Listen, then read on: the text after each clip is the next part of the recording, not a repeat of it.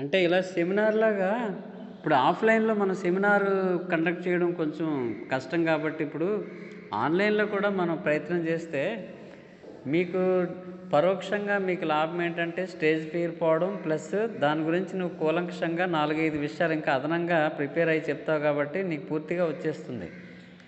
అలాగే నువ్వు రేపు ఒక టాపిక్ చెప్తే ఎల్లుండి ఇంకో టాపిక్ జస్ట్ 15 మినిట్స్ లేదా 20 మినిట్స్ చాలు. దాని మీద రివ్యూ నేను చేస్తాను. అంటే ఇంకా ఏ పాయింట్స్ కవర్ చేయలేదు, ఇంకా ఏం కవర్ చేయాల్సి ఉంది, ఇంకా ఎలా చెప్పాలి ఇంకా అనేది ఇది ఒక రకమైనటువంటి స్టేజ్ ఫియర్ పోవడానికి 10 మంది ముందు మాట్లాడే ఒక రకమైన స్కిల్ ఇది.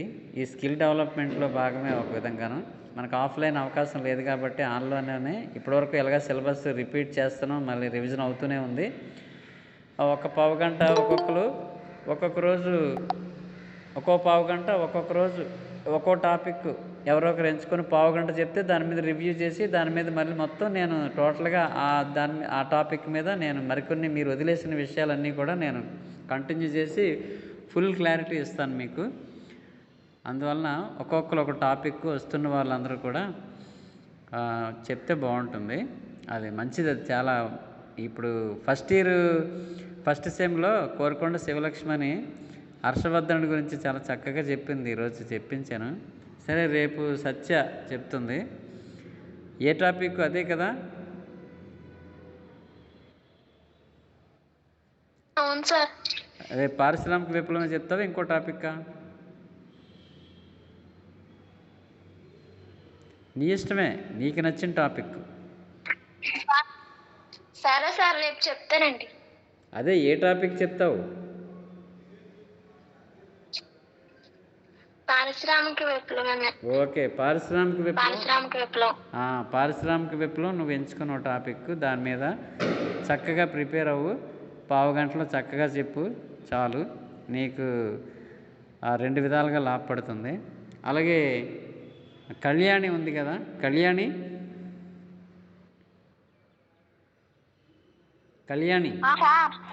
నువ్వు ఎల్లుండు నువ్వు ఇటలీ ఏకీకరణ గురించి ఒక పావుగంట సేపు మాట్లాడాలి. చక్కగా ప్రిపేర్ అవ్వు. Okay sir. ఒక పావుగంట లేదా 20 నిమిషాలు నువ్వు ఎల్లుండి దాని మీద నేను మళ్ళీ పూర్తి వివరణ, పూర్తి రివ్యూ నేను మళ్ళీ కంటిన్యూ చేసేస్తాను. మీరు ఎక్కడైనా వదిలేసిన పాయింట్స్ ఉంటే అవి ఇంకా దాని మీద ఇంకా ఏం చెప్పాలి, ఏం మీరు కొంచెం మర్చిపోయారు, లేదంటే ఇంకేదైనా చిన్న చిన్న పొరపాట్లు ఏమైనా ఉంటే అవన్నీ రెక్టిఫై చేస్తే మీరు చక్కగా దాంట్లో మీకు స్కిల్ వస్తుంది. ఓకే, మనం నిన్న వదిలేసినటువంటి మధ్యలో టాపిక్ సామ్రాజ్యవాదం గురించి, మనం ఇంపీరియలిజం ఏదైతే ఉందో మొదటి ప్రపంచ యుద్ధానికి కారణాల్లో ఇంపీరియలిజం గురించి మాట్లాడుకున్నాం. అంటే పారిశ్రామిక విప్లవం వలన ఈ ఇంపీరియలిజం అనేది పెరిగిందని. అక్కడ పారిశ్రామిక విప్లవం రావడం వల్ల పరిశ్రమల్లో ఇబ్బడి ముబ్బడిగా ఇష్టానుసారంగా వస్తువులు ఉత్పత్తి చేసేసి వాటిని అమ్ముకోవడానికి విదేశీ మార్కెట్లు అవసరమయ్యాయి. కాబట్టి ఈ వెనుకబడిన ఆఫ్రికా ఖండం, ఆసియా ఖండం, దక్షిణ అమెరికా ఖండాల మీద పడి ఈ ఈ ఖండాల్లో ఉన్నటువంటి రాజ్యాలని కబలించేసి ఇక్కడ మార్కెట్లు ఏర్పాటు చేసుకొని ఇక్కడ పరిపాలన చేస్తూ ఇక్కడ రిసోర్సెస్ని దోచుకోవడం, విశాలమైనటువంటి సామ్రాజ్యాలను స్థాపించడం. అంటే ఎక్కువ వలసలు ఏ రాజ్యం కలిగి ఉంటుందో దాన్ని పెద్ద ఇంపీరియలిస్ట్ దేశంగా పేర్కోవడం జరిగిందని మొన్న చెప్పిన పాయింట్ మరొకసారి మీకు గుర్తు చేస్తున్నాను. అది ఇంపీరియలిజం అంటే, ఒకవేళ ఇంపీరియలిజం సామ్రాజ్యవాదం అని షార్ట్ అడిగాడు అనుకోండి, ఈజీగా మీరు రాయగలగాలి. అది కూడా జనరల్గా ఓకే. సామ్రాజ్యవాదం అంటే సామ్రాజ్యవాద దేశాలే ఇవన్నీ కూడాను.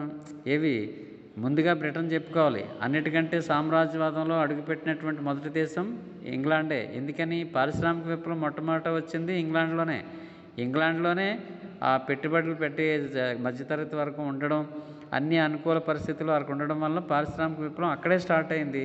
అధిక వస్తువులు వాళ్ళే ఉత్పత్తి చేసి ఐరోపాలో ముందు అమ్ముకొని బాగా లాభాలు సంపాదించారు. ఇక అక్కడ ఎప్పుడైతే వాళ్ళకు కూడా వచ్చేసిందో పారిశ్రామిక విప్లవం, మిగతా ఖండాలను కూడా వీళ్ళు ఆక్రమించడం మొదలుపెట్టారు. నౌకాయానంలో వాళ్ళదే పైచేయి కాబట్టి ఈజీగా యుద్ధ నౌకల ద్వారాగా సముద్రయానం చేసి సముద్ర అవతల ఉన్నటువంటి ఖండాల్లో ఈ వలసలు స్థాపించేసి అక్కడ రిసోర్సెస్ అంటే వనరులు దోచుకోవడం మొదలుపెట్టారు కదా. ఆ విధంగా రవి అస్తమించిన సామ్రాజ్యం ఇది బ్రిటన్. అంటే సూర్యకిరణాలు ఎక్కడైతే పడతాయో ఆ ప్రాంతం అంతా ఇంగ్లాండ్ వాళ్ళదే అని ఒక నానుడి, ఒక మాట చెప్తారు. అంటే అంత గొప్పది, అంత గొప్ప విశాల సామ్రాజ్యవాదం కలిగినటువంటి దేశం బ్రిటన్ అని. దాని వెంబడే ఇవన్నీ కూడా అడుగుపెట్టేసాయి. ఆసియా ఖండంలో జపాన్ సామ్రాజ్యవాదంలో అడుగుపెట్టి ఇక్కడ వలసల కోసం ఇది తెగబడింది, ఘర్షణకు దిగింది. ఆ జర్మనీ, ఇటలీ రెండు ఏకీకరణ సాధించిన తర్వాత అవి వలసల కోసం వీటితో పోరాటం మొదలుపెట్టాయి. చైనాలో కొన్ని ప్రాంతాలు ఆక్రమించుకొని, ఆఫ్రికా ఖండంలో కొన్ని ప్రాంతాలు ఆక్రమించుకొని, ఇప్పుడు సొమాలియా అని, ట్యూనిస్ అని, ఇవి ఇటలీ తాలూకా వలస ప్రాంతాలు. లియాటుంగ్ ద్వీపకల్పం జర్మనీ తాలూకా లియాటుంగ్ ద్వీపకల్పం అనేది చైనా అంతర్భాగంలో ఆ లియాటుంగ్ ద్వీపకల్పం అనేది జర్మనీ ఆక్రమించుకుంది. అలాగే చైనాని మొత్తం ఐరోపా దేశాలన్నీ ఏదో పుచ్చకాయని కోసుకు తిన్నట్టుగా పనిచేసుకున్నారు మామూలుగా అందరూ కూడా. ఓకే, ఇంక ఇండోనేషియా ఉందంటే డచ్ వారు ఆక్రమించారు.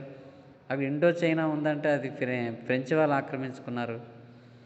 ఇలాగా మొత్తం పనిచేసుకున్నారు వీళ్ళందరూ. ఇవన్నీ సామ్రాజ్యవాద దేశాలే. అమెరికా కూడా సామ్రాజ్యవాద దేశమే. అమెరికా కూడా పసిఫిక్ ప్రాంతంలో అనేక దీవులను ఆక్రమించుకుంది, ఫిలిప్పీన్స్ అవిని.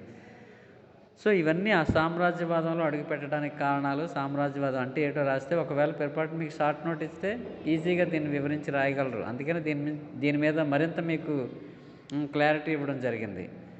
ఓకే, ఇది సామ్రాజ్యవాదం.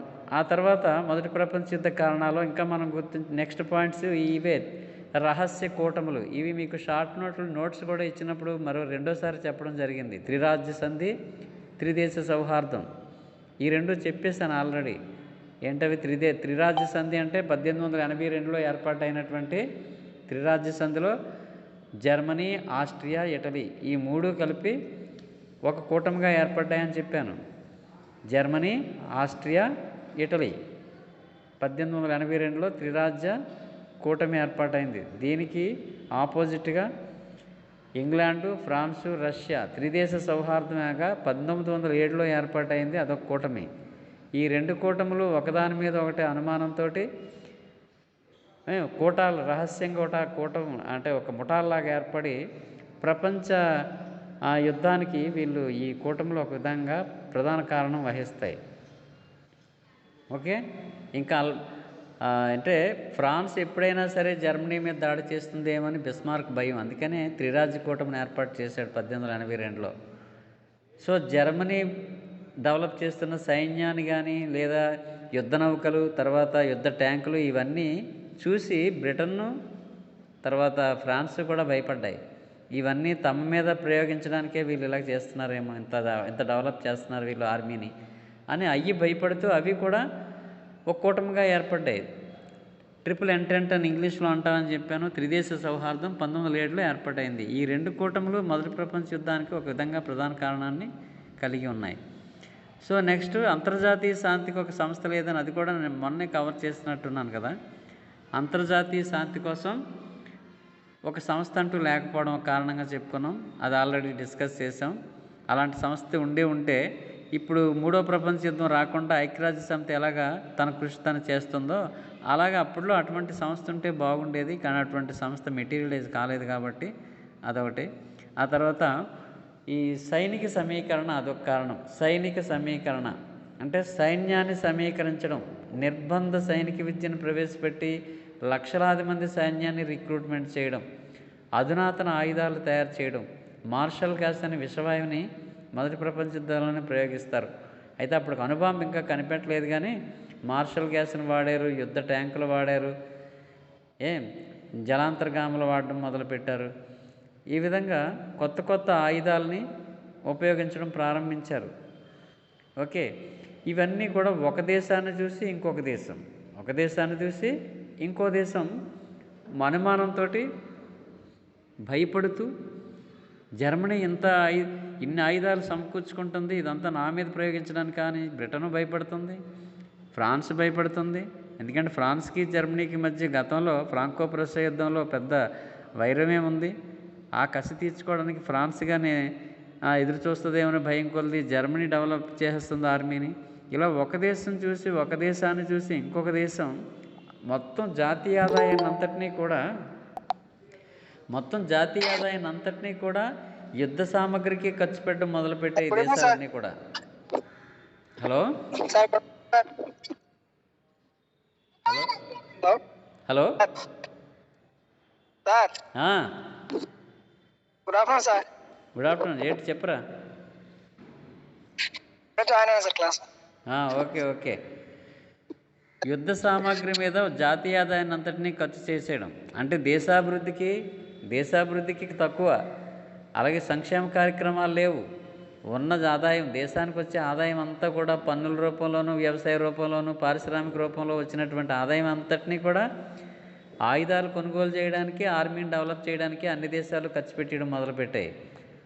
వాళ్ళు ఎంత ఖర్చు పెడుతున్నారంటే మేము ఇంకా ఎక్కువ ఖర్చు పెట్టాలి. అలాగా ఒక దేశాన్ని చూసి ఒక దేశం ఇష్టానుసారంగా ఆ యుద్ధ ట్యాంకులు చెప్పాను కదా, జలాంతర్గాములు, ఫ్లైట్స్, ఇవన్నీ కూడా యుద్ధ విమానాలు, ఇవన్నీ కూడా కొనుగోలు చేసేసి పెంచేసుకొని ఆ కవాతులు నిర్వహించడం, పెరేడులు నిర్వహించడం, వాళ్ళ ఆర్మీ తాలూకా శక్తిని ప్రపంచ దేశాలకి తెలిసేటట్టుగా మరింత ఉధృతంగా ప్రచారం చేయడం, ఇవి చాలా ప్రమాదకరమైనటువంటి పరిస్థితులు. ఇవి అంటే శాంతికి విఘాతం. ఇవి అన్ని దేశాలు ఇలా ఒకళ్ళు చూసి ఒకళ్ళు సైన్యాన్ని, ఆయుధాలని పెంచుకొని పోతూ ఉంటే ఏదో ఒక రోజు అన్ని పెంచిన ఆయుధాలని, కొన్ని సమకూర్చుకున్న ఆయుధాలని పక్కన ఖాళీగా ఉంచరు.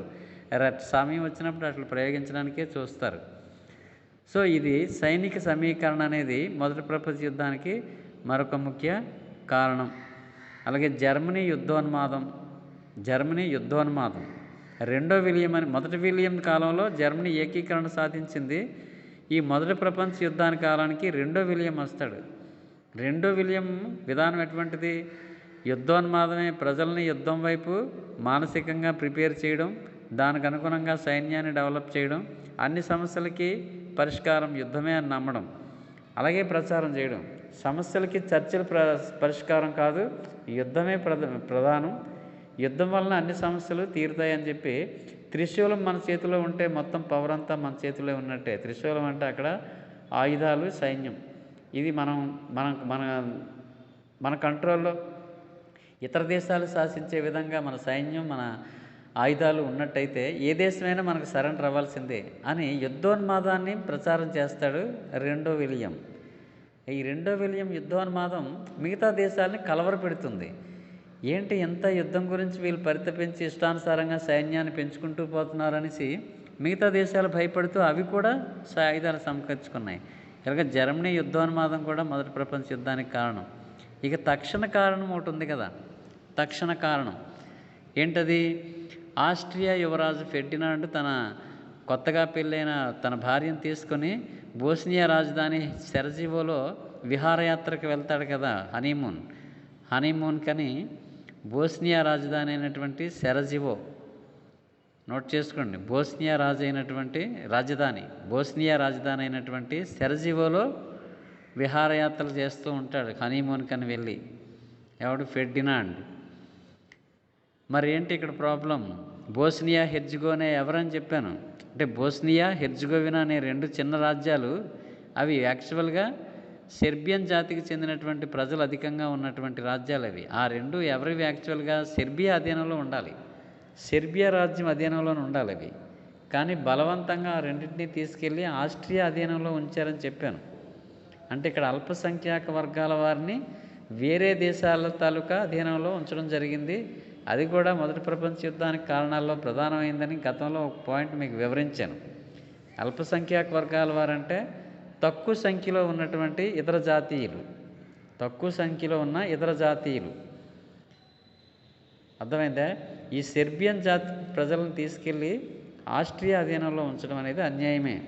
దానికి సెర్బియా చాలా కాలం నుంచి అభ్యంతరం తెలియజేస్తూనే ఉంది. బోస్నియా హెర్జగోవినా మా దేశం అండర్లో ఉండాలి, మా దేశంలో అంతర్భాగమే, అవి బలవంతంగా తీసుకెళ్ళి ఆస్ట్రియా అధీనంలో ఉంచారని గోల పెడుతూనే ఉంది. సో సెర్బియా మాటలు ఎవరు పట్టించుకోలేదు.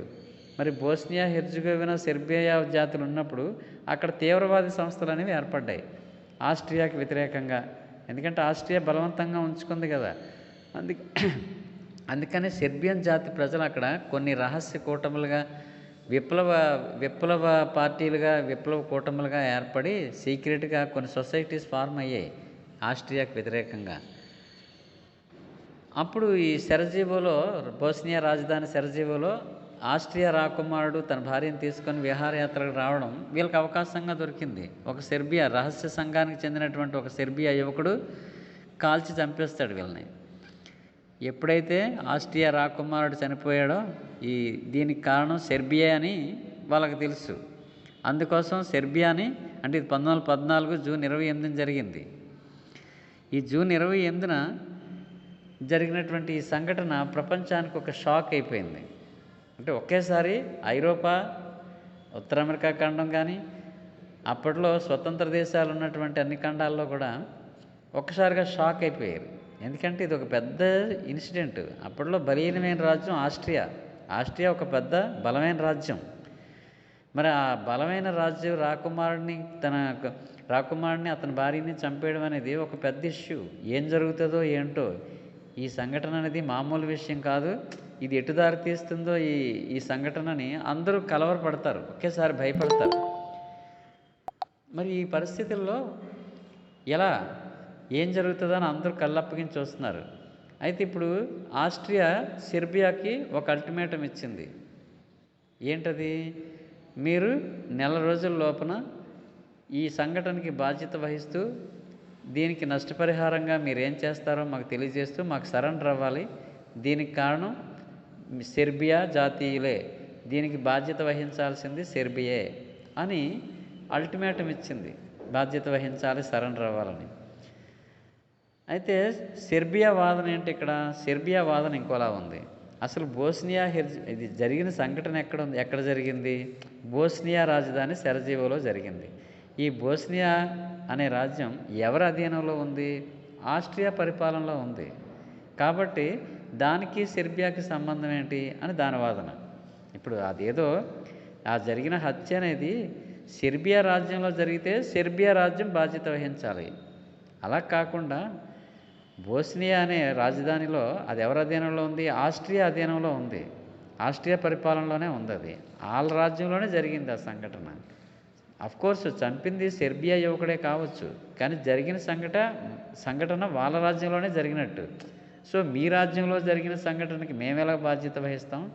చంపింది ఎవడో మాకేం తెలుసు, మాకు సంబంధం లేదని ఇది సెర్బియా సరైన సమాధానం ఇవ్వదు. సో దాంతో జూలై 28న సెర్బియా మీద యుద్ధం ప్రకటించింది ఆస్ట్రియా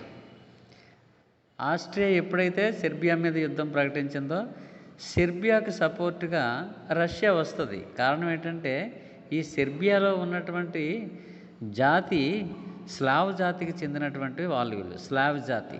ఈ స్లావ్ జాతీయులు ఎవరికి వారసులు అంటే రష్యాలో అధిక సంఖ్యాకులు స్లావ్ జాతీయులే. అంటే రష్యన్ జాతి కూడా స్లావ్ జాతికి చెందిన వాళ్ళు స్లావ్. ఈ సెర్బియాలో ఉన్నటువంటి ప్రజలు కూడా స్లావ్ జాతీయులే. సెర్బియా అంటే రష్యాకి అభిమానం, ప్రేమ. సెర్బియా మీద ఎవరైనా దాడి చేస్తే తను ఊరుకోదు. అందుకని ఆస్ట్రియా ఎప్పుడైతే సెర్బియా మీద యుద్ధం ప్రకటించిందో రష్యా సెర్బియాకి మద్దతుగా వచ్చి ఆస్ట్రియా మీద యుద్ధం ప్రకటించింది.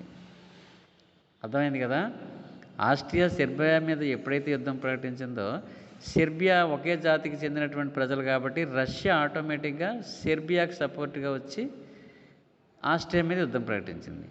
ఇక్కడ త్రిరాజ్య సంధిలో ఎవరెవరు? జర్మనీ, ఆస్ట్రియా, ఇటలీ కదా త్రిరాజ్య సంధిలో. ఆ సంధిలో ఏంటి ఒప్పందం? ఈ 3 రాజ్యాల్లో ఏ రాజ్యం మీదైనా సరే ఇతర రాజ్యాల వాళ్ళు దాడి చేస్తే ముగ్గురు ఏకమయ్యి ఆ శత్రు రాజ్యం మీద దాడి చేయాలి. అది కదా ఒప్పందం. త్రిరాజ్య సంధిలో అది ఒప్పందం. ఈ 3 రాజ్యాల్లో అంటే ఆస్ట్రియా, జర్మనీ, ఇటలీ, ఈ 3 రాజ్యాల్లో వేరెవరైనా సరే దాడి చేసినట్లయితే మిగతా 2 కూడా దానికి సపోర్ట్గా ఉండాలి. ఆ దాడి చేసిన వాళ్ళ మీద ముగ్గురు కలిసి యుద్ధం చేయాలి, ఒకరినొకరు సహకరించుకొని యుద్ధం చేయాలి. అది ఒప్పందం. అందుకోసం ఆటోమేటిక్గా ఆస్ట్రియాకి సపోర్ట్గా జర్మనీ వస్తుంది. అంటే జర్మనీ ఆస్ట్రియాకి సపోర్ట్గా వచ్చి రష్యా మీద యుద్ధం ప్రకటిస్తుంది. మరి రష్యాకి మద్దతుగా మరి త్రిదేశ సౌహార్దం 1907లో రష్యా, ఫ్రాన్సు, ఇంగ్లాండ్ ఈ 3 దేశాలు త్రిదేశ సౌహార్దంగా ఏర్పడ్డాయి కదా. సో రష్యాకు మద్దతుగా ఈ ఇంగ్లాండు, ఫ్రాన్స్ వచ్చి జర్మనీ మీద యుద్ధం ప్రకటించాయి. ఇలా ఒకరికి సపోర్ట్గా ఇటలీ కూడా యుద్ధంలో దిగింది జర్మనీకి సపోర్ట్గా. ఇంకా మేజర్ కంట్రీస్ అన్నీ చేరడంతో వాళ్ళకు అనుకూలంగా ఉన్నటువంటి దేశాలన్నీ కూడా అవకూటమిగా ఇవ్వకూటమిగా ఏర్పడిపోయి ప్రపంచ యుద్ధంగా మారిపోయింది అది. ఓకే, ప్రపంచ యుద్ధంగా ఎందుకు మారిందంటే ప్రధాన దేశాలన్నీ కూడా యుద్ధంలో దిగాయి కాబట్టి ప్రపంచ యుద్ధం అయిపోయింది ఇది ఏకండిగా. ఓకే, వీటిని కేంద్ర రాజ్యాలు, సెంట్రల్ పవర్స్ అంటారు. ఈ ఆస్ట్రియా, జర్మనీ, ఇటలీ వీళ్ళకి సపోర్ట్గా తర్వాత టర్కీ దిగింది. అర్థమైందా? జర్మనీ అంటే త్రిరాజ్య సంధిలో ఉన్నటువంటి 3 దేశాలు ఏంటవి? Germany, Austria, Italy. ఇవి కేంద్ర రాజ్యాలుగా పిలువబడ్డాయి. సెంట్రల్ పవర్స్ ఇవి. సెంట్రల్ పవర్స్గా ఇవి నిలబడ్డాయి. ఈ సెంట్రల్ పవర్స్లో ఇటలీ మధ్యలో జంప్ అయిపోయింది మళ్ళీ. ఈ త్రిరాజ్య సంధిలో ఉన్నటువంటి ఇటలీ ఒక సంవత్సరం తర్వాత అంటే 1915లో టక్కన ఇటువైపు వచ్చేసింది. ఈ రష్యా, బ్రిటన్, ఫ్రాన్స్ వైపు జంప్ అయిపోయింది. అటు ఉండడం వల్ల ప్రయోజనం లేదని. దాని ప్లేస్ అక్కడ ఎవరు భర్తీ చేస్తారంటే టర్కీ చేరింది. ఇదే అప్పుడు ఎవరు కేంద్ర రాజ్యాలు ఎవరెవరయ్యాయి? సెంట్రల్ పవర్స్గా ఎవరు? అక్షరాజ్యాలు అంటాం వాటిని. కేంద్ర రాజ్యాలు, అక్షరాజ్యాలు అని అంటాము. అవేవి? Germany, Turkey, Austria. ఈ 3 సెంట్రల్ పవర్స్. మిగతా అన్నీ కూడా ఎలైడ్ కంట్రీస్, ఇవన్నీ అలయన్స్గా ఏర్పడతాయి. రష్యా, ఇంగ్లాండ్, ఫ్రాన్సు, ఇటలీ చేరిపోయింది కదా, జంప్ అయిపోయింది కదా ఇటలీ. ఆ తర్వాత స్పెయిన్, పోర్చుగల్, స్వీడన్, నార్వే ఈ దేశాలన్నీ కూడా మిత్రరాజ్యాలుగా ఒక ఎలియన్స్ ఏర్పాటు చేసుకొని ఇవన్నీ ఒకవైపు, యువతలేమో ఈ టర్కీ, జర్మనీ, ఆస్ట్రియా ఈ 3 దేశాలు ఒకవైపు. ఈ విధంగా యుద్ధం అనేది ప్రపంచ యుద్ధంగా మారిపోయింది. అయితే 1917 వరకు ఈ యుద్ధం ఇలా కొనసాగింది.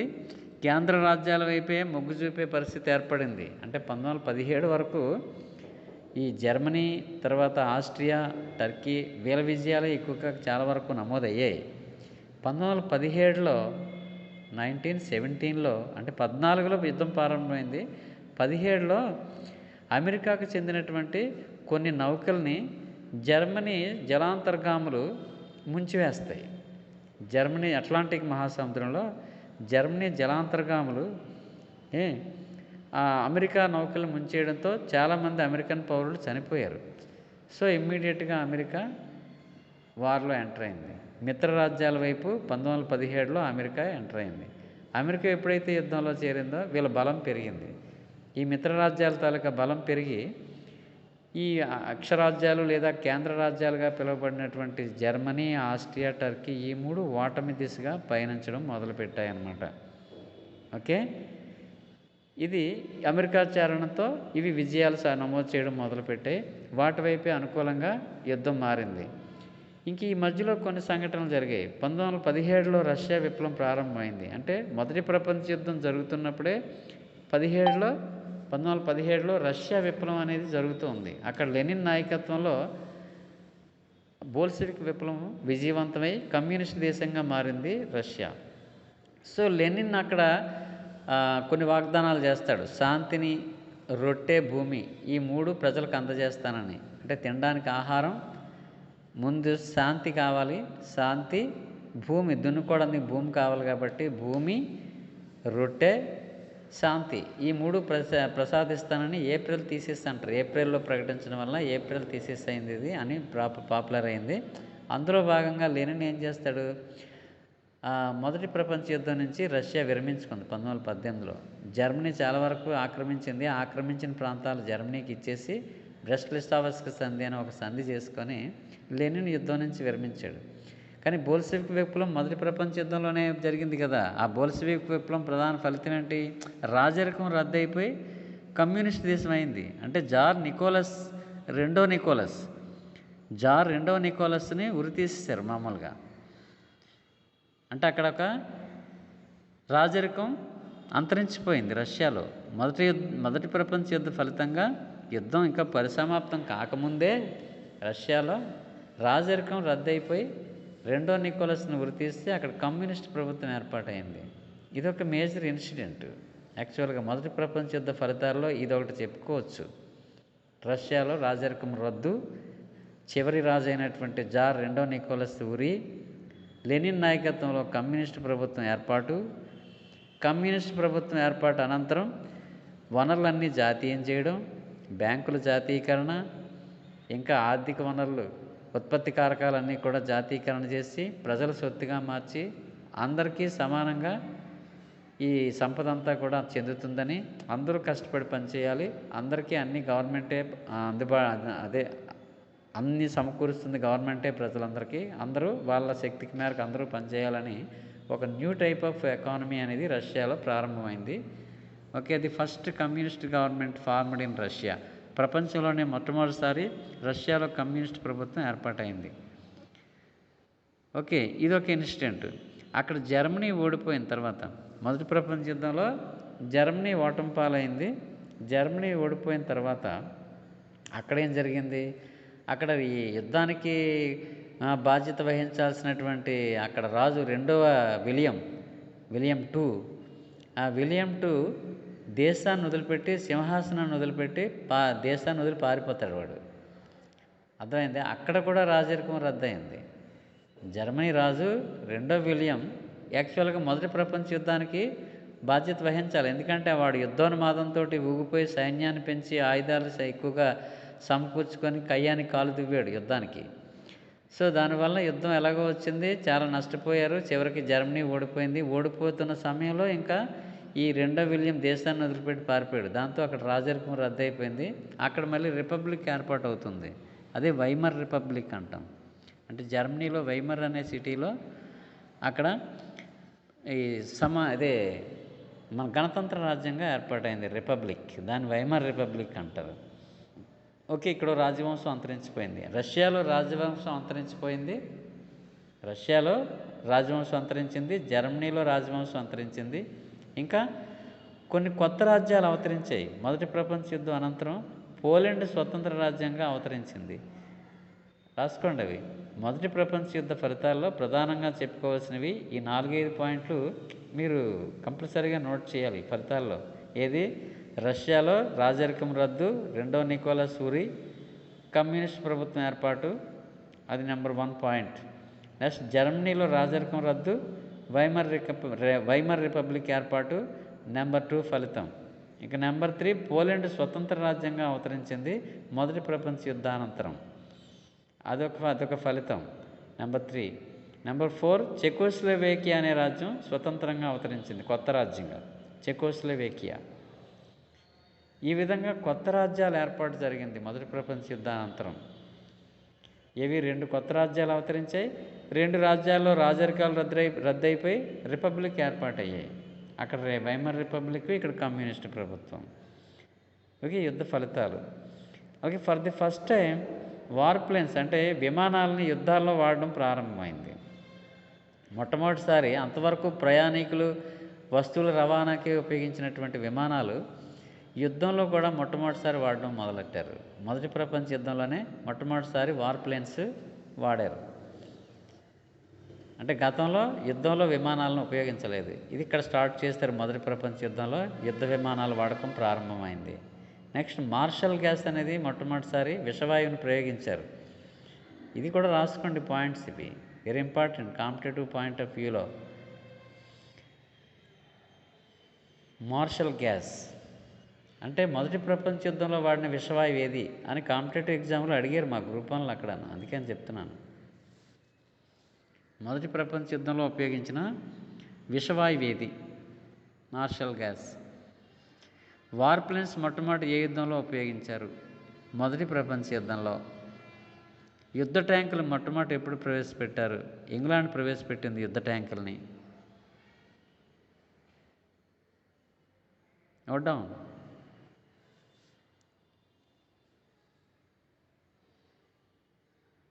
ఇంగ్లాండ్ యుద్ధ ట్యాంకులను ప్రవేశపెట్టింది ఫస్ట్ టైం. విమానాలను యుద్ధంలో వాడడం ప్రారంభమైంది. మార్షల్ గ్యాస్ను మొట్టమొదటిసారి ఉపయోగించారు విషవాయువుని శత్రు సైన్యం మీద. 2 కొత్త రాజ్యాలు అవతరించాయి, పోలాండ్, చెకోస్లోవేకియా. 2 రాజ్యాల్లో రాజరికం రద్దయింది, రష్యాలోను జర్మనీలోను. ఫస్ట్ కమ్యూనిస్ట్ ప్రభుత్వం రష్యాలో ఏర్పాటైంది. ఇవన్నీ మొదటి ప్రపంచ యుద్ధ ఫలితాలు. మొదటి ప్రపంచ యుద్ధ ఫలితంగా ఏర్పడినటువంటి ఈ ఫలితాల ప్రభావమే ఇవన్నీ కూడా. ఇక అన్నిటికంటే ఇంకో ముఖ్యమైన పాయింట్ ఏంటంటే అంతర్జాతీయ శాంతి కోసం నానాజాతి సమితి ఏర్పాటు. మొదటి ప్రపంచ యుద్ధ ఫలితంగా ప్రపంచ శాంతి కోసం నానాజాతి సమితి అనేది ఒకటి ఏర్పాటైంది. రాయండి అది కూడా. నానాజాతి సమితి ఏర్పాటు మొదటి ప్రపంచ యుద్ధ ఫలితం. ఇది ఏంట్లో భాగం? ఇది విల్సన్ 14 సూత్రాల్లో భాగం. Woodrow Wilson, American president Woodrow Wilson.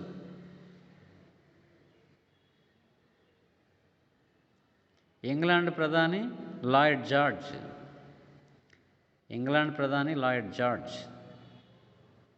America president Woodrow Wilson మొదటి ప్రపంచ యుద్ధంలో. ఈ వుడ్రో విల్సన్ 14 సూత్రాలు ప్రతిపాదిస్తాడు. ఇటువంటి సంఘటనలు, ఇటువంటి యుద్ధాలు మళ్ళీ జరగకూడదని 14 పాయింట్స్ ఫార్ములా ప్రకటిస్తాడు. అందులో చివరిది ప్రపంచ శాంతి కోసం ఒక సంస్థ ఏర్పాటు చేయాలి అంటాడు. ప్రపంచ శాంతి కొరకు ఒక సంస్థ ఏర్పాటు అనివార్యం. ఆ సంస్థే నానాజాతి సమితి 1920లో ఏర్పాటైంది. నానాజాతి సమితి ఏర్పాటు ఇది కూడా మొదటి ప్రపంచ యుద్ధ ఫలితాల్లో భాగమే. సో మొదటి ప్రపంచ యుద్ధ ఫలితాలు వరుసగా మీకు గుర్తుండవలసినవి ఇన్ని పాయింట్స్ ఉన్నాయి. అదే నానాజాతి సమితి ఏర్పాటు దగ్గర నుంచి ఇంకా కొత్తగా పోలాండ్, చెకోస్లోవేకియా అనే 2 రాజ్యాల ఏర్పాటు, తర్వాత 2 దేశాల్లో రాజరికం రద్దు. ఓకే. తర్వాత వర్సేల్స్ సంధి, జర్మనీతో వర్సేల్స్ సంధి జరిగింది. ఎక్కడది? జర్మనీ ఏకీకరణ అనంతరం ఎక్కడైతే మొదటి విలియం ఐక్య జర్మనీకి కైజర్ అనే బిరుదుతో చక్రవర్తిగా పట్టాభిషేకం ఎక్కడైతే చేసుకున్నాడో అక్కడే మళ్ళీ జర్మనీ మీద ప్రతీకారం కోసం సంధి సంప్రదింపులు అక్కడే ప్రారంభమయ్యాయి. ఇప్పుడు జర్మనీ ఏకీకరణలో ఫ్రాంకో ప్రష్యా యుద్ధంలో ఫ్రాన్స్ ఓడిపోయింది. అప్పుడు ప్రష్యా విజయం సాధించి జర్మనీ ఏకీకరణ పూర్తయింది 1871లో. అప్పుడు ప్యారిస్లో ఈ వర్సేల్స్ రాజభవనంలో ఈ జర్మన్ చక్రవర్తి మొదటి విలియం పట్టాభిషేకం అక్కడ చేసుకున్నాడు. అది అవమానం ఫ్రెంచ్ వాళ్ళకి. ఆ అవమానానికి ప్రతీకారంగా ఆ వర్సేల్స్లోనే ఈ మొదటి ప్రపంచ యుద్ధానంతరం జర్మనీ మీద పగ తీర్చుకోవడం కోసం అక్కడే ఫ్రాన్స్ అరేంజ్ చేసింది. వర్సేల్స్లో రాజభవనం. ఆ భవనంలో ఈ సంధి సంప్రదింపులు అదే ప్యారిస్ ట్రీటీ, ఏదో వర్సేల్స్ సంధి అంటాం. ఈ వర్సేల్స్ సంధి ఎస్పెషల్లీ జర్మనీతో చేసుకున్నటువంటి సంధిది. అంటే ఓడిపోయిన టర్కీతో సెవరిస్ సంధి చేసుకుంది. ఆస్ట్రియాతో ట్రైనాన్ సంధి చేసుకుంటుంది. అంటే ఓడిపోయిన ఒక్కొక్క దేశంతో ఒక్కొక్క సంధి చేసుకోవడం జరిగింది. ఈ మూడిట్లో ప్రధానమైంది వర్సేల్స్ సంధి. జర్మనీ ప్రధాన కారణం. అంటే మొదటి ప్రపంచ యుద్ధంలో ఈ యుద్ధానికి ప్రధాన బాధ్యత జర్మనీ వహించాల్సి వచ్చింది మిత్రరాజ్యాలు ఒత్తిడి వలన. సో జర్మనీతో చేసుకున్న సంధి ప్రధానం వర్సేల్స్ సంధి. ఇది ప్యారిస్ నగరంలో జరిగింది. ఈ వర్సేల్స్ సంధిలో జర్మనీని పూర్తిగా తొక్కేశారు. దాని సైన్యాన్ని 1,00,000 కుదించారని చెప్పాను. దాని యుద్ధ నౌకలు గస్తీకే పరిమితం చేస్తారు. దాని తాలూకా సార్ లోయలోని రూర్ ప్రాంతంలోని ఇనుము బొగ్గు గనులన్నీ కూడా 15 సంవత్సరాల పాటు ఫ్రాన్స్ తీసేసుకుంది. ఆల్సేస్ లొరైన్ ప్రాంతాలని తిరిగి తీసేసుకుంది. జర్మనీ వలసలన్నీ కూడా మిత్రరాజ్యాలే పనిచేసుకున్నాయి. అంటే జర్మనీ సామ్రాజ్యవాదంలో అడుగుపెట్టిన తర్వాత చాలా వలసలు సంపాదించుకుంది. ఆ వలసలన్నీ కూడా తను వదులుకోవలసి వచ్చింది వర్సేల్స్ సంధిలో. ఇవన్నీ కూడా మిత్రరాజ్యాలు పనిచేసుకుంటాయి.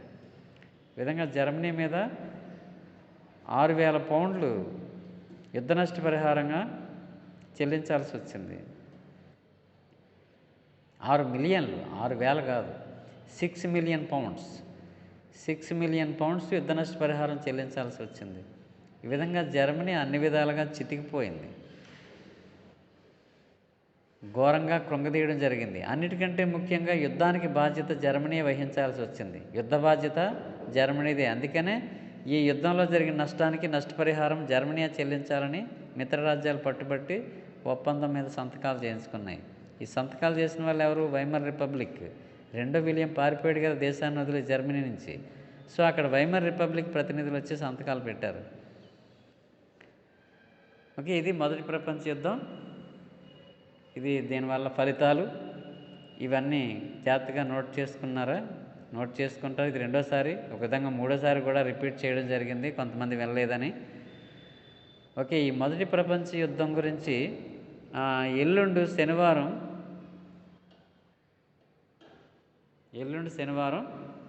కళ్యాణి చెప్తుంది. రేపేమో ఈ పారిశ్రామిక విప్లవం గురించి సత్య చెప్తుంది మామూలుగా. Okay, thank you. మళ్ళీ క్లస్టర్ పేపర్ ఆఫ్టర్నూన్ ఉంటుంది, మీకు మళ్ళీ మెయిల్ పెడతాను. క్లస్టర్ పేపర్ మనం చెప్పుకోవాలి. హిస్టరీ క్లస్టర్ తీసుకున్న వాళ్ళు మాత్రమే దానికి అటెండ్ అవుతారు. Okay, thank you. క్లాస్ ముగిస్తున్నాను. సార్ ఫీజు డబ్బులు కట్టించుకున్నారు సార్. ఏంటి సార్ ఫీజు డబ్బులు కట్టించుకుంటున్నారా? ఇంకా పరీక్ష ఫీజు కట్టించుకోలేదు, కాలేజ్ ఫీజు కట్టించుకుంటున్నారు. Sir exam